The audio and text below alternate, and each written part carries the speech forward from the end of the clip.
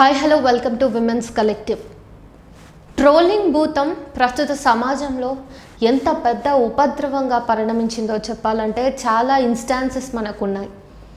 పోయిన సంవత్సరం చూసుకున్నట్టయితే ప్రభుత్వం చేతిలో హత్య కాబడ్డా అనాలా, ప్రతిపక్షం ప్రభుత్వం మధ్య జరుగుతున్న ఒక వైరంలో జరిగిన హత్య అనాలా, లేకపోతే ఈ ట్రోలర్స్ మీమర్స్ చేసినటువంటి అశుద్ధ ప్రచారానికి గాను ఒక అమాయకురాలు బలైందని చెప్పాలా. నేను మాట్లాడుతున్నది చనిపోయిన గీతాంజలి గురించే. అయితే ఒక్క గీతాంజలి కాదు, అలా చాలామంది గీతాంజలిలు ఇంకా ఎంతోమంది ఈ ట్రోలింగ్ను తట్టుకోలేక, మీమర్స్ చేస్తున్న వెకిలి హాస్యాన్ని భరించలేక తమ జీవితం మొత్తం కూడా నలుగురి మధ్య నవ్వుల పాలవటం చూసి తట్టుకోలేక చనిపోయిన వాళ్ళు ఉన్నారు. ఖచ్చితంగా వీటన్నిటి బాధ్యత ఎవరు వహిస్తారు?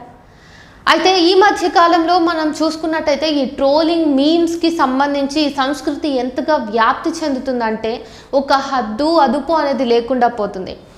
ఈ వారం రోజులుగా మనం ఒక సెన్సేషనల్ వార్త అంటూ చెప్పుకుంటున్నాము. ఏ ఛానల్లో చూసినా, ఏ టీవీలో చూసినా ఆ అమ్మాయి మీద, ఆ అమ్మాయి వ్యక్తిత్వం మీద జరుగుతున్నటువంటి క్యారెక్టర్ అసాసినేషన్ ఏదైతే ఉందో అది తీవ్రంగా ఖండించాల్సిన విషయం. నిజానికి మన సమాజంలో ఒక ఆడపిల్లకి ఏదైనా కష్టం వచ్చినా, ఆడపిల్లకి అన్యాయం జరిగినా, ఒకవేళ ఆడపిల్లదే తప్పైనా కూడా మహిళా సంఘాలంటూ, ఆ సంఘాలంటూ, ఈ సంఘాలంటూ ముందుకొచ్చి ఆడదానికి న్యాయం చేస్తాయి, ఆడదాని తప్పైనా కానీ ముందుండి ఆమెని గెలిపిస్తాయని మనం అంతా అనుకుంటూ ఉంటాం. కానీ మరి ఏమైంది? ఇక్కడ ఒక మహిళ క్యారెక్టర్ అసాసినేషన్ ఇంత బాహాటంగా, ఇంత బహిరంగంగా జరుగుతూ ఉంటే ఒక్క మహిళా సంఘం కూడా రాలేదు. ఆమె ఒక గిరిజన మహిళ అయినప్పటికీ ఏ ఒక్క కుల సంఘాలు రాలేదు, గిరిజన సంఘాలు రాలేదు, ఎస్సీ ఎస్టీలకి సంబంధించిన ఏ ఒక్క వ్యక్తి వచ్చి కూడా ఆ అమ్మాయికి సహానుభూతిని ఇవ్వలేదు, సంఘీభావం తెలపలేదు. అసలు ఒక ఆడదాన్ని బయట నిలబెట్టి నీ బిడ్డకి తండ్రెవరు అనే చర్చ సమాజం అంతా ఎత్తుకుని చాలా డిబేట్లు పెడుతూ, ప్రెస్ మీట్లు పెడుతూ మాట్లాడుకునేంత హక్కు ఎవరిచ్చారు? ఇప్పుడు ఈ మీడియా ఛానల్ అందరికీ ఒక ఆడదాని బిడ్డ యొక్క తండ్రెవరు అనే అంశం మీద డిస్కషన్స్ పెట్టమనే అధికారం ఎవరిచ్చారు? అసలు ఇక్కడ ఆ ఆడదానికి సంబంధించిన ప్రైవసీని మనమంతా ఇంత వీర లెవెల్లో మొత్తం డిస్ట్రాయ్ చేస్తున్నాం కదా. మనందరికీ ఏ అధికారం ఉందని మనం ఇట్లా చేస్తున్నాం? మనం చూసుకున్నట్టయితే గత వారం రోజులుగా విజయసాయిరెడ్డి మీద, ఇంకొక మహిళ శాంతి మీద, వీళ్ళిద్దరి మీద జరుగుతున్నటువంటి దారుణమైన ట్రోలింగ్, క్రియేట్ అయినటువంటి మీమ్స్ని చూసుకున్నట్టయితే ఈ సమాజంలో ఒక ఆడదాని వ్యక్తిత్వానికి విలువ అంటూ లేదు అని అనిపిస్తుంది. లేక ఒక గిరిజన తెగ నుంచి ఒక మహిళ వచ్చి కష్టపడి చదువుకుని న్యాయశాస్త్రాన్ని అభ్యసించి ఆ తర్వాత ఒక గ్రూప్ 1 అధికార పోస్ట్ ఉన్నటువంటి, అంటే గ్రూప్ 1 స్థాయిలో ఒక పోస్ట్లో తను కుదురుకుని ఉద్యోగం చేసుకుంటూ తన జీవితాన్ని తన వ్యక్తిగత జీవితాన్ని తను ముందుకు తీసుకెళ్తూ ఉన్న నేపథ్యంలో ఆమె వ్యక్తిగత జీవితంలోకి మనమందరం బలవంతంగా చొచ్చుకుపోయి ఒక మహిళ జీవితాన్ని బహిరంగం చేస్తున్నాం. ఇక్కడ మీమర్స్ మనందరికీ కాసేపు నవ్వుకోవడానికి పనికొస్తున్నాయేమో, కానీ అక్కడ ఒక కుటుంబం మీద, ఒక మహిళ మీద, కొన్ని జీవితాల మీద ఆ మీమ్స్ ఎట్లాంటి ప్రభావం చూపిస్తున్నాయి అనే విషయాన్ని మనం ఆలోచించుకోలేకపోతున్నాం. అసలు ఒక మహిళకు సంబంధించిన వ్యక్తిగత జీవితాన్ని పట్టుకుని మనం ఇన్ని రకాలుగా జడ్జిమెంట్స్ పాస్ చేస్తున్నాం. ఒకరు ఆమెనే తప్పంటారు, ఒకరు వచ్చి ఆమె భర్తది తప్పంటారు. నిజానికి ఇక్కడ రెండు వైపులా మనం విన్నట్టయితే రెండు వైపులా వారి మాట్లాడుతున్న వాదనలకి సంబంధించి వాళ్ళ విషయాలు వాళ్ళతో ఉన్నాయి, రిపోర్ట్లు ఉన్నాయి, కాగితాలు ఉన్నాయి. కానీ వాళ్ళ జీవితం మొత్తం కూడా పబ్లిక్ని ఎందుకు ఎంటర్టైన్ చేస్తుంది? మనం ఎందుకు వాళ్ళ జీవితాల మీద, అంటే మనం ఈరోజు చూసుకున్నట్టయితే ఎక్కడైనా ఒక అన్యాయం జరిగిందనుకోండి, మనం ఎవరూ స్పందించము. సమయానికి ప్రభుత్వం చేయాల్సినవేవి చేయట్లేదు అనుకోండి, మనం ఎవరూ స్పందించము. మన వీధిలో ఒక కుళాయి అట్లా అర్థాంతరంగా కారుతానే ఉంటే మనం వెళ్ళి దాన్ని రిపేర్ చేయడమో, లేకపోతే దాని వంతు బాధ్యతను మనం తీసుకోవడమో చేయము.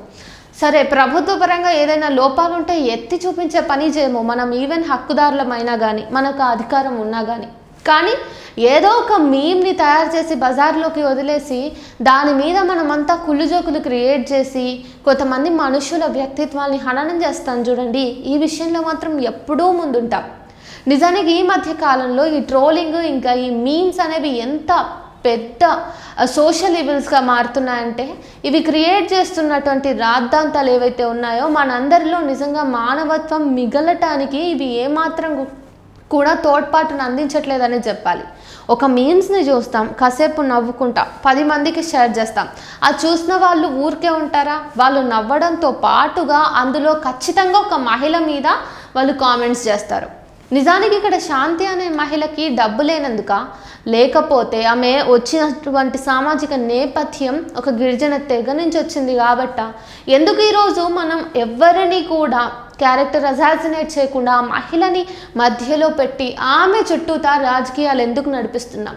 ఈ విషయంలో నేను ఖచ్చితంగా ఈ మీడియా క్రియేట్ చేస్తున్నటువంటి నాన్సెన్స్కి గాను, ఈ రాజకీయాలు నడిపిస్తున్న తీరుని గాను, అంటే ఒక మహిళకి సంబంధించిన గర్భం చుట్టూతా రాజకీయాలు నడుస్తున్న ఈ సందర్భాన్ని నేను ఖచ్చితంగా ఖండిస్తున్నాను విమెన్ కలెక్టివ్ ద్వారా. సో మనుషుల వ్యక్తిత్వాలు ఎట్లు పోతున్నాయి, మనుషుల ఆలోచన పరిధి ఎట్లా కుంచుకుపోతూ ఉన్నది. ఒక చిన్న చిన్న మీమ్స్ అని అనుకుంటున్నాం, కానీ వాటి వల్ల మనలోని ఏదైతే జంతు స్వభావం ఉందో అదంతా కూడా బయటపడుతుంది. ఖచ్చితంగా మనము ఈ ట్రోలింగ్ విధానం, ఈ వ్యవస్థ ఏదైతే ఉందో ట్రోలింగ్ చుట్టూతా నడుస్తున్నది, దాన్ని ఖచ్చితంగా ఖండించాలి. మొన్న ఒకతను వచ్చి తండ్రి కూతుర్ల మధ్య ఏదేదో క్రియేట్ చేసి మొత్తానికి అతనైతే ఊచలెక్క పెడుతున్నాడు ప్రస్తుతానికి. కానీ అసలు మనం అంతా కూడా మన లోపల ఉన్న ఇన్నర్ జంతువుని ఎందుకు ఇట్లాంటివి చూసి మేల్కొల్పుతున్నాము? మనందరం కూడా ఇంటర్నల్లీ జంతువులమే. కానీ ఇక్కడ ఒక మహిళ విషయానికి వస్తే మాత్రం మనమంతా విచ్చలవిడిగా మహిళ జీవితాన్ని మన చేతుల్లోకి తీసుకుని పిండి పీల్చి పిప్పి చేసి కేవలం దాన్ని అట్లా వదిలేస్తున్నాం. ఒక అమ్మాయి జీవితం మీద, ఒక మహిళ జీవితం మీద ఏమాత్రము గ్యాప్ లేకుండా నిరంతరాయంగా వారం రోజుల పాటు సాగుతున్నటువంటి క్యారెక్టర్ అసాసినేషన్ చూస్తూ ఉంటే ఇంటి కొట్లాటని రచ్చకీడ్చి రోడ్డు మీద రచ్చబండ క్రియేట్ చేసినారు. ఇదేమి బతుకు జట్కాబండి కాదు కదా. అన్ని మీడియా ఛానళ్ళు ఎక్కడ ఏ కంటెంట్ దొరికితే దాని మీద బతుకు జట్కాబండి సిరీస్ తీసేయాలని ప్లాన్ చేస్తున్నాయి. ఇది నిజంగా ఒక మహిళ ప్రైవసీకి సంబంధించిన అంశం, మీరు ఒక సెన్సిటివ్ అంశం. రేపటి నాడు ఆ అమ్మాయికి ఉన్న 2 కవల పిల్లలు, ఆడపిల్లలు, లేదంటే ఇప్పుడున్న కొత్త చిన్న బాబు రేపటి నాడు చూస్తే వాళ్ళ మానసిక పరిస్థితికి ఎవరు బాధ్యత వహిస్తారు? నోరుంది కదా అని నానా మాటలు మాట్లాడుతూ ఇష్టం వచ్చిన మహిళలందరినీ లకారంతో సంబోధిస్తూ ఆమె నిజంగా తప్పు చేసింది, ఆడదాన్ని ముందు జాబ్లో జాయిన్ చేయటమే ఒక భర్తగా నువ్వు చేసిన తప్పురా అని ఆయననంటూ, అంటే ఆడదంటే ఇంటికి పరిమితం అవ్వాలి. ఇక్కడ కూడా పితృస్వామ్య వ్యవస్థ అనేది ప్రతి విషయంలో కూడా బయట పడుతూనే ఉంది. మేబీ ఇది 21st సెంచరీ అవ్వచ్చు, తర్వాత 22nd సెంచరీ రావచ్చు. మనమంతా కాలాన్ని ముందుకు తోసుకుంటూ వెళ్తున్నాం తప్పిస్తే మన బుర్రలన్నీ ఎక్కడో పాతాళంలోనే ఉంచి నువ్వు ఈ కాలంలో ఉండమ్మా, నువ్వు ఏదో పాతకాలంలో పడిచావు అని చెప్పేసి మనం మాత్రమే జీవోత్సవాలుగా ముందుకు కదులుతున్నాం బుద్ధి లేకుండా అని అనిపిస్తూ ఉంది ఇట్లాంటి ఘటనల్ని చూస్తూ ఉంటే. ఏ రకమైన ట్రోలింగ్ అయినా కానీ, ఇట్లాంటి వెకిలి మీమ్స్ అయినా కానీ విమెన్స్ కలెక్టివ్ ఎప్పుడూ ఖండిస్తూనే ఉంటుంది. ఎందుకంటే వీటి వల్ల సమాజంలోని కొంతమంది వర్గపు వ్యక్తులకు వాళ్ళ మానసిక ఆరోగ్యానికి కూడా ఇవి తీవ్రమైన దుష్ప్రభావాల్ని కలిగిస్తాయి. ఎన్నో ప్రెస్ మీట్లను చూసినాం ఈ వారం రోజుల్లో. మనం ఎన్నో ఛానళ్లలో ఇంటర్వ్యూలను చూస్తూ ఉన్నాం. సదరు అంటే ఈ ఇష్యూకి సంబంధించిన వ్యక్తులందరూ కూడా మీడియా ముందుకు వస్తున్నారు, మాట్లాడుతున్నారు, తమ వైపు ఉన్న కథను చెప్పుకుంటున్నారు. కానీ ఇంతటి స్క్రీన్ ప్లే మొత్తం ఇట్లా నడుస్తూ ఉంటే ఎవరు ఏం మాట్లాడినా, ఏ వ్యక్తి ఏది చెప్పినా కానీ కామన్ థింగ్ ఏంటంటే అక్కడ ఉన్న ఒక అమ్మాయిని, ఒక మహిళను మనమంతా కూడా మానసికంగా ఇష్టం వచ్చినట్టుగా దుర్భాషలాడుతున్నాం. మరి ఒక ఆడదానికి సంబంధించిన వ్యక్తిగత జీవితాన్ని ఇట్లా పబ్లిక్ చేస్తున్న నేపథ్యంలో, ఆమె ప్రైవసీకి మనమంతా ఆటంకం కలిగిస్తున్న నేపథ్యంలో ఏ ఒక్క అంటే హ్యూమన్ రైట్స్ సంఘం కానివ్వండి, లేకపోతే కుల సంఘం కానివ్వండి, లేకపోతే మహిళా సంఘాలు కానివ్వండి, దీన్ని ఒక సుమోటోగా తీసుకుని ఆమెకి సంబంధించి ఎవరెవరు అట్రాసిటీస్ చూపిస్తున్నారు, ఎవరెవరు తమ మానసిక వైకల్యాన్ని వెలిబుచ్చుతున్నారు అనే వాళ్ళ మీద కేసులు వేస్తుందా లేదు? ఈ అంశాన్ని సుమోటోగా స్వీకరించి సదరు దీనికి సంబంధించిన ఏం జరుగుతుంది అసలు? అంటే ఈ అమ్మాయి క్యారెక్టర్ని ఎందుకు వీళ్ళంతా ఇట్లా చేస్తున్నారనే విషయంలో చర్యలు తీసుకునే ప్రయత్నం ఏమైనా చేస్తుంది అంటే లేదు. ఎవరు చెప్పారు మరి? ఇట్లాంటి సందర్భాల్లోనే నిరూపితం అవుతుంది కదా.